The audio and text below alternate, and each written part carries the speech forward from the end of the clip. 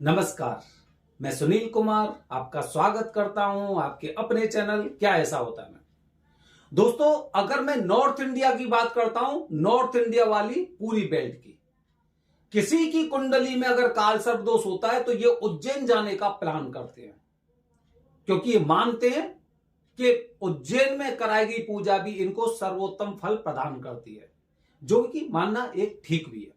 लेकिन जब भी इधर के लोग जाते हैं तो इनके मन में दो सवाल होते हैं, मंदिर में पूजा करवाएं या फिर घाट पर पूजा करवाएं।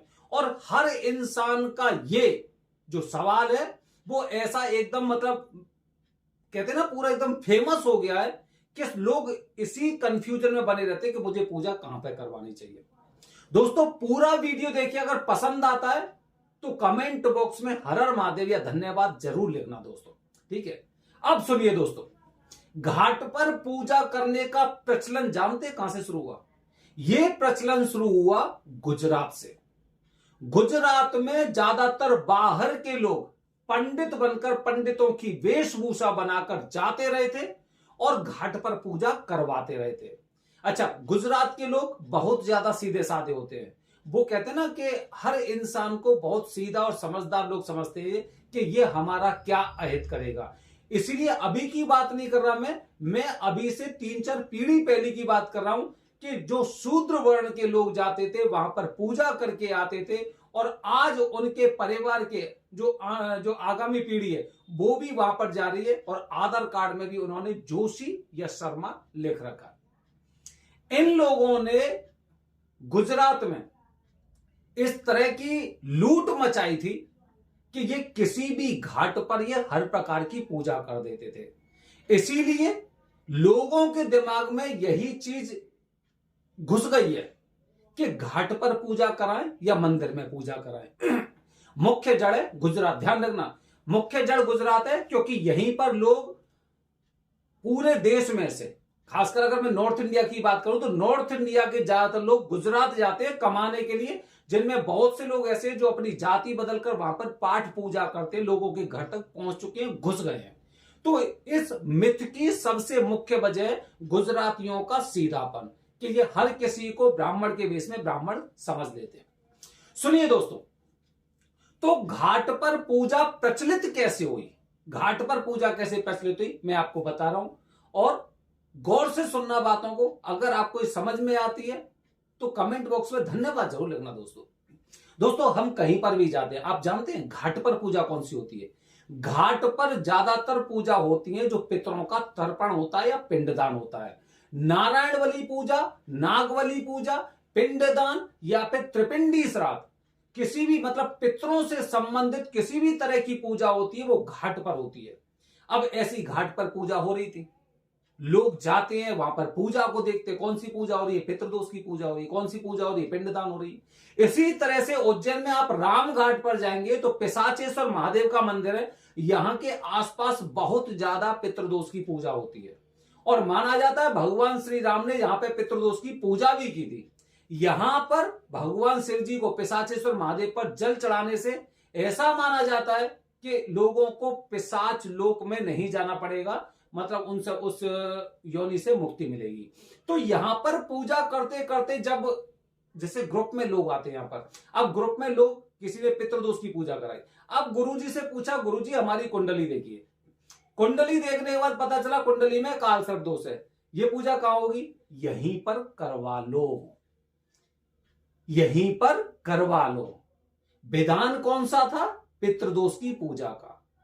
अब कौन सी पूजा होने लग गई? अब ये पूजा होने लग गई यहां पर काल सर्प दोष की। कुंडली में कौन सा दोष है? मंगल दोष है, यहीं पर करवा लो। कुंडली में कौन सा दोष है? ग्रहण दोष है, यहीं पर हो जाएगी? हां जी, हो जाएगी। अब जो ग्रुप के लोग गए हैं, जो देख कर गए हैं, पूजा कहां पर हो रही है? घाट पर हो रही है। उन्होंने घाट पर ही पूजा करवाई थी, उन्हें इस पूजा के अच्छे रिजल्ट मिले थे। ये नहीं पता कौन सी पूजा के फल मिले थे, और मिले भी हैं या नहीं मिले, कौन सी पूजा के फल प्राप्त हुए हैं या फिर नहीं भी मिले या पता नहीं है। लेकिन हमारे अंदर एक जानकारी पहुंच गई कि भाई वहां पर सब तरह की पूजा हो जाती है। उज्जैन में आप कभी भी आएंगे तो आप देखेंगे महाकाल मंदिर, राम घाट, नरसिंह घाट, सिद्धवट, अंगारेश्वर मंदिर, मंगलनाथ मंदिर, किसी भी जगह चले जाइए, सभी लोग हर प्रकार की पूजा उसी स्थान पर कर देंगे। और ये हमारा सबसे बड़ा दुर्भाग्य है कि हम लोगों को अपने धर्म की ही जानकारी नहीं है। हमें अपने धर्म की ही जानकारी नहीं है कि कौन सी पूजा कहां करनी चाहिए। काल सर्प दोष की पूजा कहां करूं, अंगारक दोष की पूजा कहां करूं, चांडाल दोष की पूजा कहां करूं, मंगल दोष की पूजा कहां करूं, पितृदोष की पूजा कहां करूं, ये हमें जानकारी नहीं है। हमें 1.25 लाख महामृत्युंजय मंत्र का जाप करना है, कहां करूं। अगर मुझे रुद्राभिषेक करवाने, लघु रुद्राभिषेक हो गया, महारुद्राभिषेक हो गया, अति रुद्राभिषेक हो गया, कहां करूं। क्योंकि जैसा इनको लोग बता देते हैं, यहीं पे पूजा करवा लो, वहीं पे कर लेते हैं। और दूसरी बात यह होती है कि ये हर पूजा में अपने पैसे देखते हैं। मंदिर में जाएंगे तो अंतर होगा पूजा में, और पैसे में भी, दक्षिणा में भी अंतर होगा। इसीलिए सब काम ये एक ही जगह करवाना चाहते हैं, और पैसे भी इनको कम से कम चाहिए। सारी पूजा 5,000 में हो जाएंगी, सारी पूजा 10,000 में हो जाएंगी, चलो इसके साथ जाप भी कर देंगे, 15,000 में हो जाएगी, खुश हो गए, हम पूजा कर आए। इसी तरह से एक इंसान ने देखा कि यहां पे पूजा हो गई, उसने 4 लोगों को बताया, अपने 2, 4, 5 लोगों के साथ वो भी गया, और इस तरह से ये प्रथा बन गई कि घाट पर पूजा कर सकते हैं। कैसे पता चली? ये ऐसे इसी तरह से पता चली, और इसी चीज को देख देख के लोग गुजरात में किसी भी घाट पर पूजा कर देते हैं। लोगों को जानकारी नहीं है कि मैं कौन से घाट पर पूजा करवा रहा हूं, कौन सी पूजा घाट पर होनी चाहिए। अगर प्रयागराज की बात करता हूं तो प्रयागराज में संगम है, वहां पे आप पितरों की पूजा करिए। अगर आप त्र्यंबकेश्वर की बात करते हो तो त्र्यंबकेश्वर में माता गोदावरी अहिल्या संगम है, वहां पर पूजा करिए। लेकिन क्या किसी भी घाट पर आप पूजा कर सकते हैं? कम से कम इन सब चीजों को आपको देखना होगा।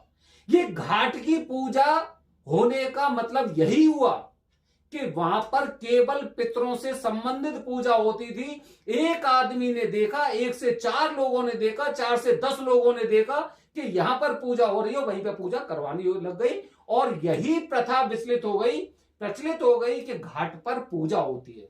जबकि काल सर्प दोष की पूजा का घाट पर कहीं पे विधान ही नहीं है कि घाट पर ये वाली पूजा होगी।